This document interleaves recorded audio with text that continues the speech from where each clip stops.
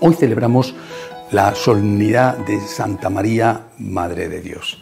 Es la mejor manera, la manera más dulce de comenzar el año. Creo que es un día en el que todos estamos llenos de alegría, como lo estamos, no solamente porque empieza el año, sino porque nos ponemos bajo la protección de la Virgen María.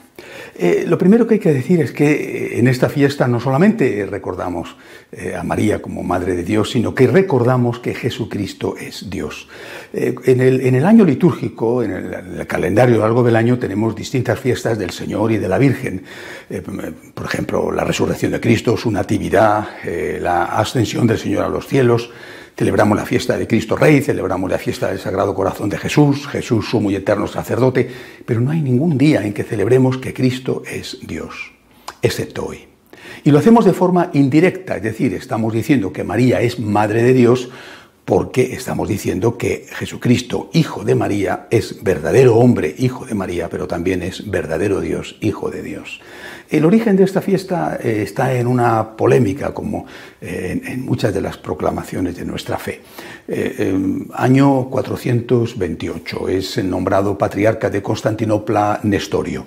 El cristianismo llevaba poco más de 100 años en libertad, y en esos 100 años habían sido muy movidos, se habían producido ya varios concilios y se había discutido ya acerca de la naturaleza de Cristo. Pero en ese momento, en el año 428, Nestorio entra en una discusión que se suscita en su ciudad, Constantinopla, que era la capital del Imperio Romano de Oriente, entra en una discusión a propósito de si María es Madre de Dios o solamente es Madre de Jesús como hombre, de tal forma que hay dos personas distintas y no una sola.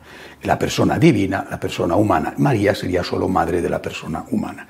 Entonces Nestorio, repito, con un importante cargo, patriarca de la segunda ciudad del imperio, Nestorio dice que no se puede llamar a María Theotokos, Madre de Dios, sino que hay que llamarla Christotokos, Madre de Cristo.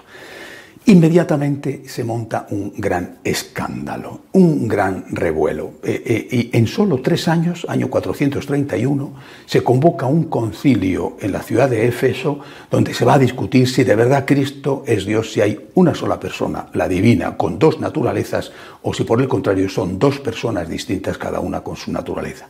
Si María es Madre de Dios o si María es solo Madre del hombre Jesús. Me llama la atención que en menos de 3 años se convoque un concilio y se resuelva este gravísimo problema, cuando hoy, por desgracia, resulta que tenemos, pues como estamos viendo, durante décadas, herejías que funcionan sin que nadie haga nada. Pero en aquella época eran así de rápidos, aunque no había medios de comunicación como los que tenemos hoy. Concilio de Éfeso. El sitio no podía ser mejor elegido, entre otras cosas, porque Éfeso, que era una ciudad bellísima, aún hoy, si alguno ha estado allí, seguro que estará de acuerdo conmigo, es la tercera ciudad romana en conservar sus ruinas mejor. Roma, Mérida, en Extremadura y después Éfeso. Una ciudad extraordinaria, pero sobre todo allí había vivido la Virgen María. Allí había vivido María, había estado con San Juan cuando San Juan la saca de Israel para protegerla. Allí había vivido la Virgen, allí había predicado también San Pablo, recordemos la carta a los Efesios, y había una memoria viva de la Virgen. El pueblo la quería. Allí se reúne el concilio y allí se proclama que hay una sola persona, la persona divina, la segunda persona de la Santísima Trinidad, que Jesucristo no son dos personas, sino que es una sola persona, pero que sí que tiene la doble naturaleza. Naturaleza divina, naturaleza humana. La naturaleza divina ligada a la persona divina y la naturaleza humana que adquiere en el seno de la Virgen María. Por lo cual podía llamarse a la Virgen en propiedad Madre de Dios, porque Jesucristo era una sola persona. Bien, Jesucristo es Dios. Esto, junto con que María es Madre de Dios, es lo que hoy proclamamos en este día 1 de enero. ¿Qué significa que Jesucristo sea Dios? La primera consecuencia. Si Jesucristo es Dios, sus enseñanzas dogmáticas, sus enseñanzas morales son intocables. Son intocables. Hace unos días me escribía un señor, un laico, bueno, me decía que él estaba asesorado por un famoso, importante profesor de teología fundamental en una universidad española, no me decía el nombre del profesor ni el nombre de la universidad, y que este profesor le había dicho que yo no tenía razón en mis exposiciones porque el dogma tiene que evolucionar. Hoy hablan del dogma evolutivo y de la moral evolutiva. Es una forma hipócrita de querer cambiar las cosas aparentando no cambiarlas. Tendrá que evolucionar la presentación del dogma, por supuesto. Tendremos que presentarlo de otra manera a los hombres de otra época, naturalmente, pero lo que no puede cambiar son los conceptos y los contenidos. Lo que no podemos decir es que como el dogma tiene que evolucionar, lo que antes era verdad, hoy es mentira. Lo que antes era mentira, hoy es verdad. Como la moral tiene que evolucionar, lo que antes era pecado, hoy no lo es. Lo que antes no era pecado, hoy sí lo es. Esto es absurdo. Para una cabeza medianamente bien formada, sin necesidad de ser un sesudo profesor de teología en una universidad, para una cabeza normal, esto es una trampa. Por tanto, si Cristo es Dios, sus enseñanzas son intocables. Y si alguien quiere modificarlas haciendo que el dogma evolucione o que la moral evolucione, lo tiene muy sencillo: que se vaya, que funde su propia iglesia, o que se vaya porque va a encontrar con sorpresa de que eso que él quiere fundar ya existe en alguna de las muchas iglesias protestantes, que se vaya a una de esas iglesias protestantes, donde el dogma efectivamente sí que ha evolucionado y la moral ha evolucionado muchísimo. Pues ya está. Pero en la Iglesia Católica creemos que Cristo es Dios y que a Cristo y sus enseñanzas no se le toca.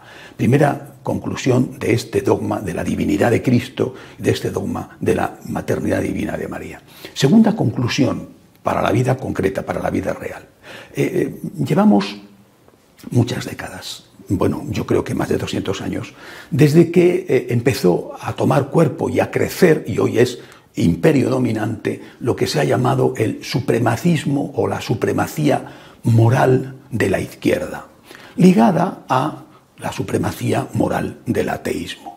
Esto empezó con la Ilustración, por supuesto, y no importaba si ellos eran lo que eran, eso daba lo mismo, no importaba si Robespierre asesinaba, no importaba si Rousseau, por ejemplo, el del mito del buen salvaje, ese señor vivía estupendamente mientras tenía a su mujer y a sus hijos abandonados, o no importaba si Voltaire, el que pedía «écrachez l'infâme», aplastad a la infame, refiriéndose a la Iglesia Católica, vivía de corte en corte y tenía incluso un pueblo entero propiedad suya, que aún existe en la frontera entre Francia y Suiza. Eso no importaba, ellos eran superiores.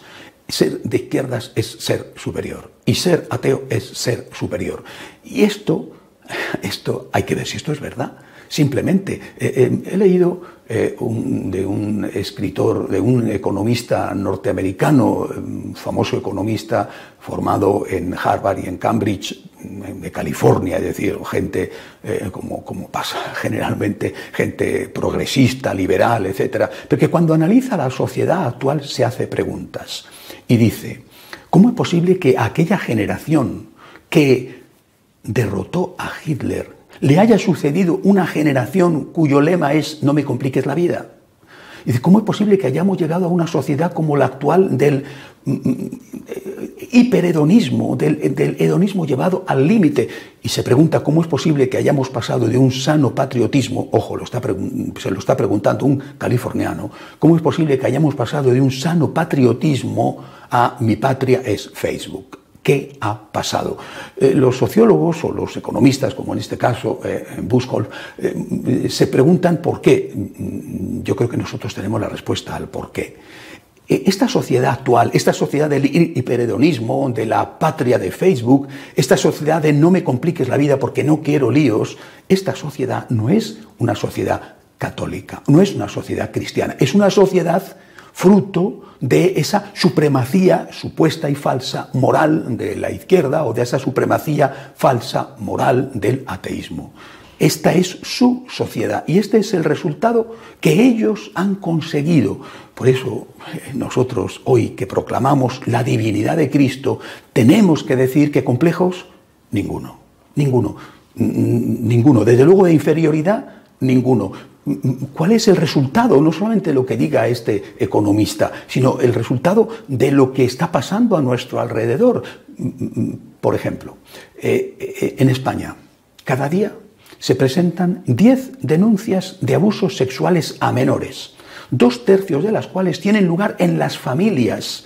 Esta es su sociedad. ¿Dónde están las denuncias de los abusos sexuales a menores provocadas por curas?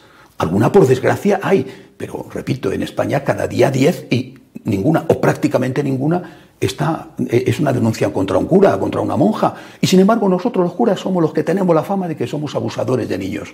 Es todo publicidad. Ellos han corrompido la sociedad y sin embargo ellos son los que se presentan como los supremacistas. Repito, complejos ninguno, pero desde luego de inferioridad en absoluto. Estamos viviendo en la Iglesia un momento realmente muy bajo. Creo que estamos tocando fondo. Cada día o cada semana tenemos escándalos nuevos. De hace unos días se ha sabido que el cardenal de Boston, O'Malley, ha presentado una denuncia ante el nuncio de la Santa Sede en Estados Unidos contra el cardenal de Nueva York, Dolan, un cardenal que denuncia a otro cardenal porque supuestamente Dolan habría encubierto a un sacerdote pederasta. Los escándalos son todos los días. Estamos tocando fondo. Pues es en este momento que tenemos que levantar la cabeza y decir, no debemos tener complejos de inferioridad. ¿Por qué? Vamos a ver. Un papa puede fallar, un obispo puede fallar, un cura puede fallar, un laico católico puede fallar. Es cierto. Y falla. Y somos todos pecadores. Yo desde luego me lo confieso como tal. Pero el que no falla es Jesucristo. Jesucristo es el modelo que tenemos que seguir. Y siguiendo a Jesucristo, sus enseñanzas dogmáticas y morales, imitando a Jesucristo, verdadero Dios y verdadero hombre, modelo perfecto del hombre, imitando a Jesucristo es como podemos conseguir esa sociedad humana, esa sociedad a imagen de Dios, ese reino de Dios en la tierra que Cristo quiso. No podemos tener complejos de inferioridad. Ya está bien de aceptar torpemente, porque en eso también hemos sido culpables al no habernos sabido defender desde el punto de vista intelectual. Está bien de aceptar torpemente ese supremacismo moral del ateísmo. Con Cristo, imitando a Cristo, es como podemos ser mejor personas y desde luego es como podemos construir un mundo mejor. Si somos pecadores, con Cristo podemos luchar, pero si no estamos con Cristo, estamos abandonados a merced de nuestras propias fuerzas. Que así sea.